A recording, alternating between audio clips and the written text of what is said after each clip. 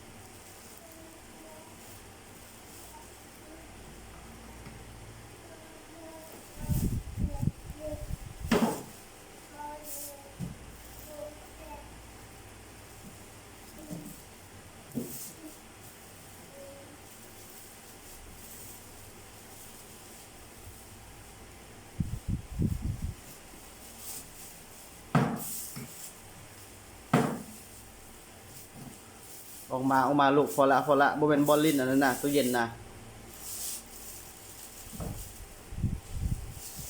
โอ้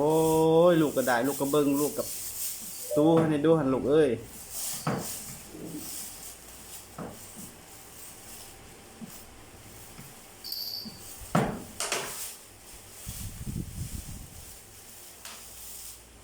เท่นั่นแหละเท่แล้วบัดนี้น่ะ